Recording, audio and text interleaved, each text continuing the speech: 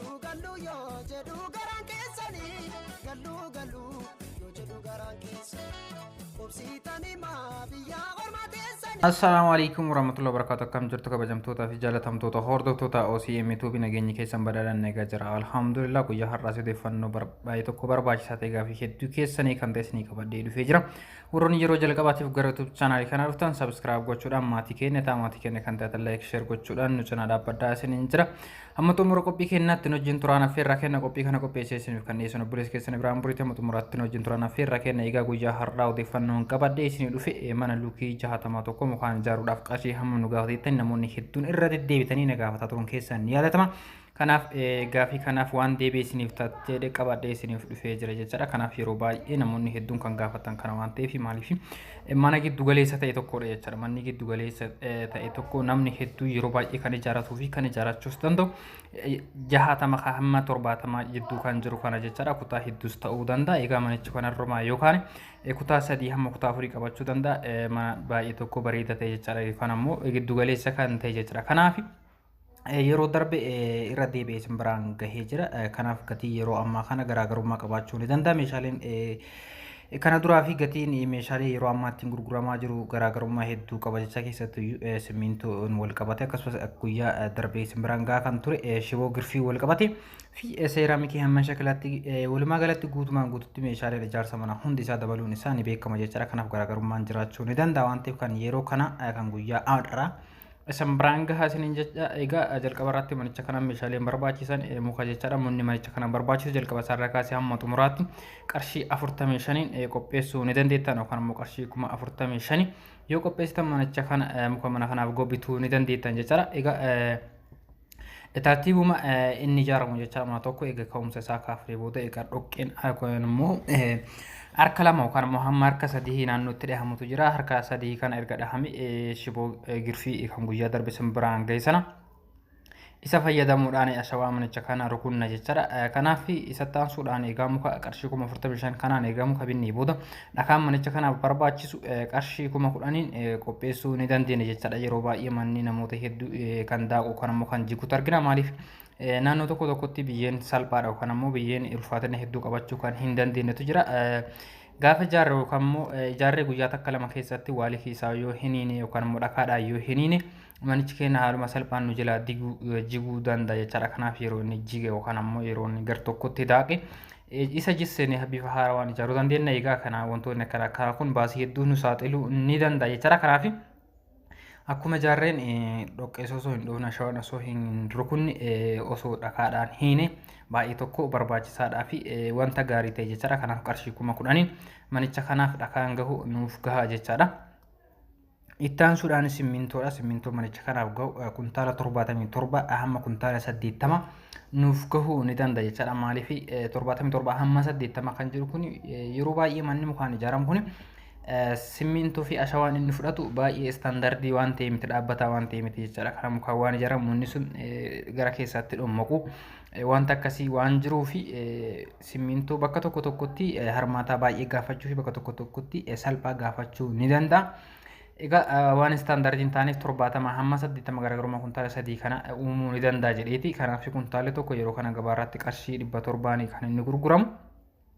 Walumaa galatti kuntaala 80 kana qarshii 56 qopheessuu ni dandeenya jechaadha. Kana ol gaafachuu waan hin dandeenye jechaadha. Akkuma yeroo darbee simbiraan gahetti mana tokko yeroo ashawaa isaa rukuchisiinu saantii 15 hamma saantii 20 kan hin caalle gara lamaan yookaan ammoo saantii 10 hamma saantii 5 0.5 jechaadha. 0.5 yookaan ammoo 0.25 yookaan 0.15 waan akkana hin caalle ta'uu qaba jechaadha. Furdina hedduu akka hin qabaanne furdifame yookaan ammoo furdaa ta'eetiin gaafa rukutamu simmintoo fi ashawaas baay'ee nu gaafachuu danda'a. Yeroo kana baasiidhaaf nu saaxiluu danda'a jechaadha. Kanaaf qarshii 56 qopheessina isiniif gahuu ni danda'a jechaadha. Egaa ashawaan manicha kanaaf gahu naannoo makiina 5 hamma 4 nu gaafata. Egaa gama qarshiitti jiru qarshii 20 nuuf gahuu ni danda'a jechaadha. Egaa ashawaan qarshii 20 ni gahaa isiniin jedhee jira. Kanatti aansuudhaan qorqoorrootu jira jechaadha. Egaa sadarkaa kana hundaan geenne qorqoorrootu jira. Qorqoorroon gubbaa isaarra uwwifamu luukii 60 isiniin jedhee jira. Yeroo kana gabaarraati tokko isaa qarshii 325 dhaan kan inni gurguramaa jiru. kanaaf namoonni baay'ee waan kana mormaa turtan jechaadha. 400 hamma 420 naannootti gurguramutu jira akkamitti akkas ta'a waan jettaniif kanaaf gamanumaan akka amantan naannoo kamittuyyuu qarshii 300 fi 30 oli bakki itti gurguramu taasisallee hin jiru jechaadha. Irra caala naannoo baadiyyaa waan hin taane alatti bakka baay'eetti kan gurguramu 325 hamma 320 naannootti gurguramutu jira. Inni sadarkaa lammaffaa fi sadaffaa naannoo qarshii 300 kan gurguramutu jira jechaadha. Walumaa galatti mana luukii 60 kanaaf qarshii 20 qopheessinan qorqorroo manicha kanaaf gahu bituu ni dandeenya jechaadha. Inni itti aanu balbala sadarkaa lamaan jiraachuu isaa isin biraan gahee jira. Balbala kan sibiila alarraa fi kan keessa manaatti jiru kan mukaati jechaadha. Manicha kanaaf fi keessa isaatti balbala lamatu barbaachisa. Alarratti ammoo balbala foddaa dabalate kaaree 15.6 jechaadha. Kanaaf tokko kaareen takka yeroo kana kan ittiin dalagamaa jiru qarshii 1,900dhaan inni sadarkaa tokkoffaa. Walumaa galatti qarshii 30 qopheessinaan balbala alarraaf nu gahuu ni danda'a jechaadha. Balballi keessaa tokko isaa qarshii 7 kan hojjetamaa jiru yeroo kana jechaadha. Qarshii 6,500 kaasee amma qarshii 7,000 kan dalagamaa jiru. Walumaa galatti lamaan isaa kana dalasiisuudhaaf qarshii 14,000 qopheessinaan nuuf gahuu ni danda'a jechaadha. Inni itti aanu daawwitiidha jechaadha. Daawwitii balbala alarraa fi foddatti galchuu dandeenyu sadarkaa lamaan jiraachuu isaa isin biraan gahee jira. Kan mul'isuuf kan hin mul'ifne isin jedhee jira. Egaa manicha kana guutumaan guutuutti kan hin mul'ifne qofaanis yeroo dalanni yookaan kan mul'isu qofa yoo fayyadamne baay'ee tokko gaariidhaas miti. Xiqqaa kutaa takka yookaan balbala takka kan hin mul'ifne fayyadamuu danda'uu qabna. Walumaa galatti bifa sanaan wal keessa yeroo fayyadamtan qarshii 10,000 isin gaafate jechaadha. Qarshii 10,000 isiniif gahuu ni danda'a.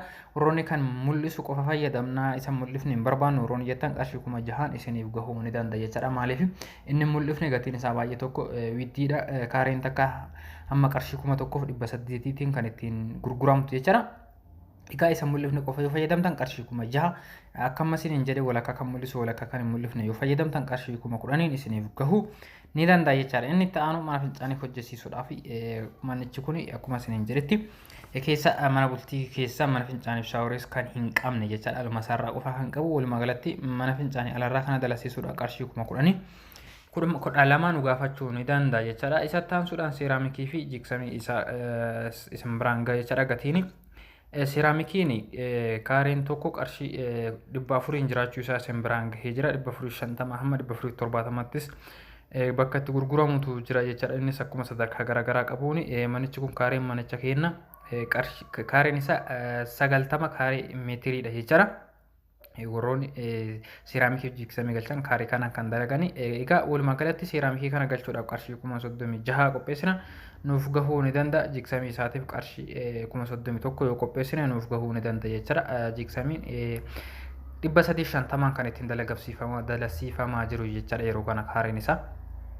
Inni itti aanu qalamii alarraan dibuus keessa isaa jigsamii girgiddaa galchuudhaa fi walumaa galatti kwartisii manicha kanaaf nu barbaachisu halluun manicha kanaaf nu barbaachisu qarshii 15,000 qopheessinaan nuuf gahuu ni danda'a jechaadha. Alarraa yeroo dibnu gara fuula mana afuusaa qofa waan ta'eef gara duuba dibuun baay'ee tokko nu barbaachisu. Kanammoo dagalee saalamaanis manni biraas jiraachuu danda'a waan ta'eef baay'ee nu gaafatu keessa isaa guutuu fi afoo isaarra qofa kan nu gaafatu jechaadha. Walumaa galatti qarshii 15,000 qopheessinaan nuuf gahuu ni danda'a jechaadha. Egaa kabajamtootaa fi jaalatamtoota hordoftoota keenya meeshaalee manicha kana barbaachisan bituudhaaf qarshii 305 yoo qopheessine akkuma qarshii 305 yoo qopheessine meeshaalee amma isin biraan gaatu kanneen guutumaan guutuutti binnee qopheessuu ni dandeenya jechaadha. Namoonni muraasni al takkatti meeshaalee isaa bituu barbaanna akkasitti gaariidha moo yeroo yerootti bituutu bareeda warroonni jettanii na gaafattanii fi al takkatti osoo danda'e meeshaalee kana hunda bittanii baay'ee tokko bareeda jechaadha. Wanti gatiin isaa hir'ataa deemu hin jiru. Hundi isaayyuu gatiin isaa dabalaa deema waan ta'eef hunda isaa al takkatti bituu yoo barbaadan qarshii 300 fi qarshii 5,000 isin gaafatuu ni danda'a jechaadha. Egaa qarshii kanaan meeshaa kana yoo binne manichi mukaan ijaaramu kun ogeessaaf qarshii baay'ee kan nu hin gaafannedha jechaadha. Ogeessaaf kan kaffallu qarshii 7,000 jalqaba isaarra kaasee hamma xumuraatti kan nu gaafatu qarshii 70,000 dhiifama. Qarshii 70,000 nu gaafata jechaadha.